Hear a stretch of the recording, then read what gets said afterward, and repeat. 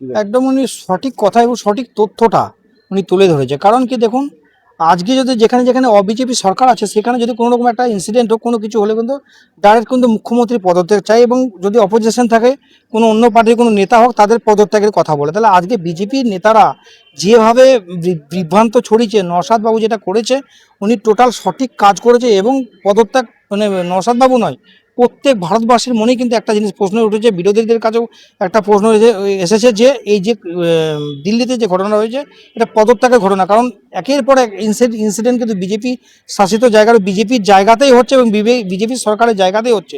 তারা যদি পদত্যাগ মানে করতে বলে অপোজিশনকে, তাহলে ওদের তো পদত্যাগ হবে। বাস্তব সত্যটা কিন্তু উনি তুলে ধরেছে। এবং নওশাদ সিদ্দিকী যেটা করেছে সেকুলার ফ্রন্ট থেকে যেটা মিছিল করেছে, আমি মানে ধন্যবাদ জানাচ্ছি। এবং সঠিক তথ্যটা তুলে ধরেছে, তার জন্য আমি একদম সঠিক বলছি। তার সঙ্গে সঙ্গে পশ্চিমবাংলা তথা ভারতবর্ষের মানুষ প্রত্যেকেই চাইছে যে আজকে যদি সরকার, ভারতবর্ষের সরকার ফেলিও, অতএব তার পদত্যাগ, হোম মিনিস্টার যে তৎকাল হোম মিনিস্টার আছে সেই পদত্যাগ করবে, প্রধানমন্ত্রী সাহেব পদত্যাগ করবে। সেইটা বাদ দিয়ে আজকে প্রধানমন্ত্রী সাহেব নাকি বাইরে কোনো একটা মিটিং আছে, মানে দেশের বাইরে কোনো একটা সভা আছে, কোনো মিটিং আছে, কোনো কিছু আছে, সেই ব্যাপারে বেরিয়ে চলে গেছে। সেই মরলো গেল, দেশ থাকলো না থাকলো, ও নিজের মানে শক্তিবিদ্যা এবং নিজের প্রচারের জন্য উনি ব্যস্ত ওয়ার্ল্ডে, আর কিছুই নয়। রাজ্যের মুখ্যমন্ত্রী মাননীয়াকে পদত্যাগ করতে বলে সুকান্ত মজুমদার, শুভেন্দু অধিকারী সহ বঙ্গ বিজেপি।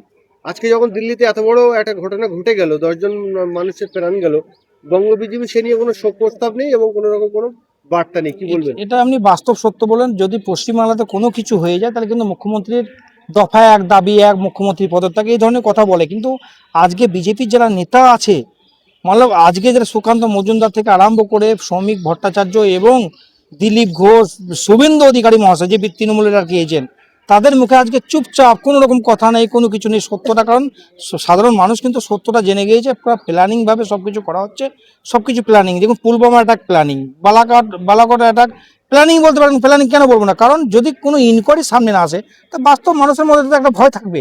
সেটাই কিন্তু হয়েছে। এবং আজকে দেখুন প্রতিটা ক্ষেত্রে কিন্তু বিজেপি শাসিত টাইমেই কিন্তু হয়েছে। এটার জন্য কিন্তু বাস্তব সত্য, বিজেপির যে অপারেশন সিন্দুরকে নিয়ে যে প্রচার এবং যেভাবে দেশভক্তির কথা বলে সেটা কিছু থাকলো না। অতএব ওরা নিজেরা নিজের মুখে চুনকালি পড়ে গিয়েছে বাংলার বিজেপি নেতাদের কাছে, সেই জন্য ওরা চুপ করে বসে আছে। দেখুন, আমি একজন প্রাক্তন কমান্ডার হিসেবে যেটুকু বুঝতে পারছি, ইলেকশন, আমার একটা প্রশ্ন আছে ভারতবর্ষের জনতা তথা ভারতবর্ষের সরকারের কাছে।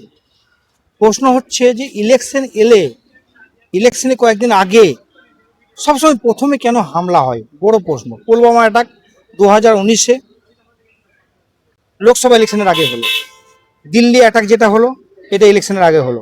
বালাকোট হামলা ইলেকশনের আগে। প্রতিটা ক্ষেত্রে একের পর এক জুমলাবাজি কথাবার্তা, যে পেলগাঁও অ্যাটাক থেকে আরম্ভ করে, পুলওয়ামা অ্যাটাক থেকে আরম্ভ করে, দিল্লি যে ইনসিডেন্ট হলো, ভারতবর্ষের মধ্যে রাজধানীর মতো জায়গায় যদি এই ধরনের ইনসিডেন্ট হতে পারে, উগ্রবাদী হামলা যদি হতে পারে, তাহলে আমাদের দেশ কোথায় সুরক্ষিত? আজকে বিজেপি এবং আরএসএসের চক্রান্ত করে সরকার, মোদি অমিত শাহ পুরোপুরি ফেল। আজকেও ওখানে দিল্লির ইন্ডিয়া গেটের সামনে যেখানে হাই সিকিউরিটি জোন, সেই জায়গাতে কিভাবে এলো, কোথা থেকে হলো, কি করছিল ইন্টেলিজেন্স, ভারতবর্ষের ইন্টেলিজেন্স ডিপার্টমেন্ট কি করছিল? তার সঙ্গে সঙ্গে প্রশ্ন, একটাই প্রশ্ন, ভারতবর্ষের হোম মিনিস্ট্রি অফিস, ওখানে তো হোম মিনিস্ট্রি ডিপার্টমেন্ট কি করছিল? বিরাট বড় একটা ভারতবর্ষের কাছে কিন্তু একটা প্রশ্ন চিহ্ন রেখে দিয়ে গেলাম। কারণ আমি যেটুকু জানি, আমাদের ইন্টেলিজেন্স খুব স্ট্রং। আমি যেটুকু জানি, সেনা খুব স্ট্রং, পুলিশ খুব স্ট্রং, দিল্লি পুলিশ খুব স্ট্রং, এবং ইন্ডিয়া গেট একটা হাই সিকিউরিটি জোন। সেই ক্ষেত্রে এখানে কি আছে, মানে অ্যাকচুয়ালি সিস্টেমের মধ্যে গড়বড়, না তাদেরকে আদেশ দেওয়া হয়নি, না তাদেরকে সেইভাবে পাওয়ার দেওয়া হয় না, সেটাই একটা বিরাট বড় প্রশ্ন তার সঙ্গে। কারণ আজকে যখন দিল্লির মতো, ইন্ডিয়া গেটের মতো একটা জায়গাতে যদি এই ধরনের ইনসিডেন্ট হতে পারে, তাহলে আমাদের দেশ কোথাও সুরক্ষিত নেই।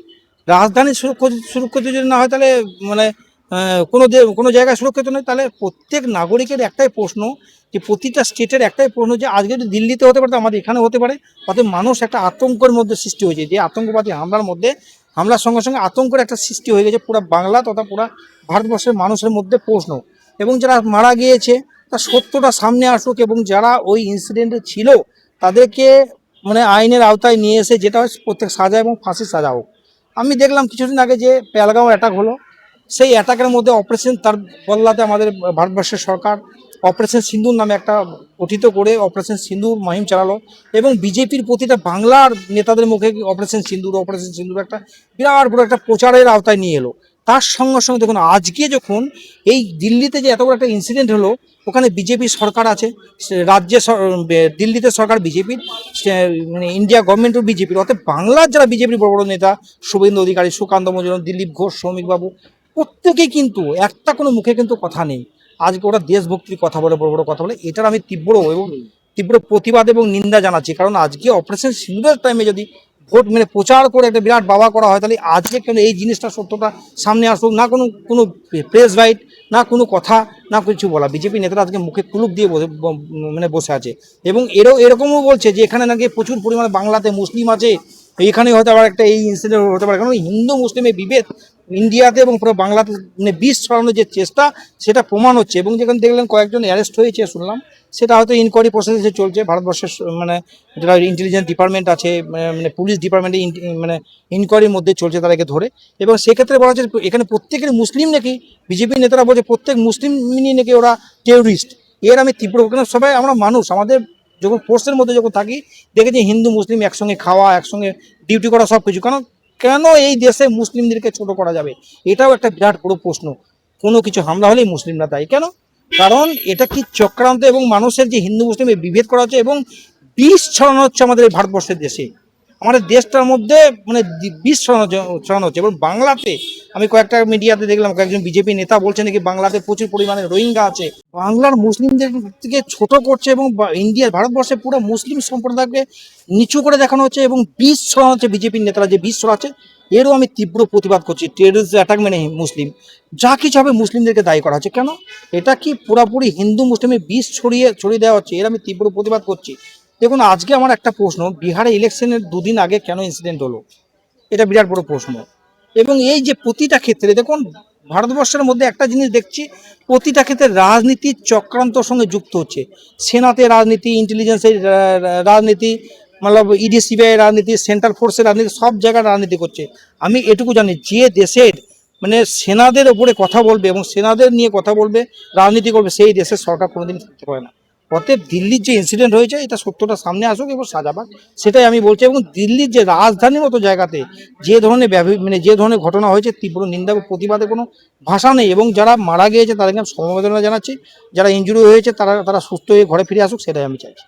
দেখুন অ্যাকচুয়ালি করে সেনাবাহিনীর পুরোপুরি রাজনীতির শিকার হচ্ছে বলতে গেলে। দেখুন অপারেশন সিন্দুরটাকে নিয়ে নোংরা রাজনীতি, ঘৃণা রাজনীতির বলতে পারে। কারণ অপারেশন সিন্দুরটাকে নিয়ে বিজেপি যেভাবে রাজনীতির প্রচারের আলোয় নিয়ে এলো এবং রাজনীতি শুরু করে দিল, তা সেখান থেকে বোঝা যাচ্ছে যে কোনো টেরোরিজম অ্যাটাক, যে কোনো একটা ঘটনাকে নিয়ে, চাই হিন্দু মুসলিম হোক, চাই যে কোনো ঘটনাকে নিয়ে প্রতিটা রাজনীতির শিকার হচ্ছে। তার সঙ্গে সঙ্গে সেনাবাহিনীর অফিসার থেকে আরম্ভ করে পুরো সিস্টেমটাকে কিন্তু রাজনীতিক কাঠগড়ায় দাঁড় করেছে আজকে ভারতবর্ষের বিজেপি সরকার, এই হিটলারি সরকার।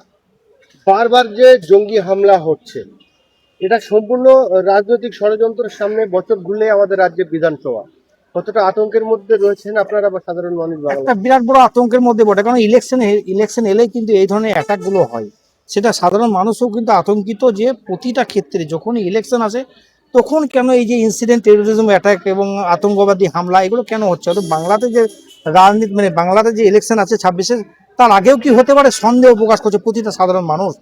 কারণ এর সঙ্গে সঙ্গে কিন্তু একটা জিনিস বুঝতে পারছি যে ভারতবর্ষের মধ্যে যে সেনারা যে রাজনীতির শিকার হচ্ছে, এটা কিন্তু সকলেই কিন্তু সাধারণ মানুষ কিন্তু বুঝতে পারছে। অতএব এই যে ঘটনা হচ্ছে, এটা আমি তীব্র প্রতিবাদ এবং নিন্দা জানাচ্ছি। তার সঙ্গে সঙ্গে ভারতবর্ষের যে বিজেপি পার্টি এবং হিটলার পার্টি যে ধরনের রাজনীতি করছে প্রতিটা ক্ষেত্রে, এর আমি তীব্র ধিক্কার জানাচ্ছি।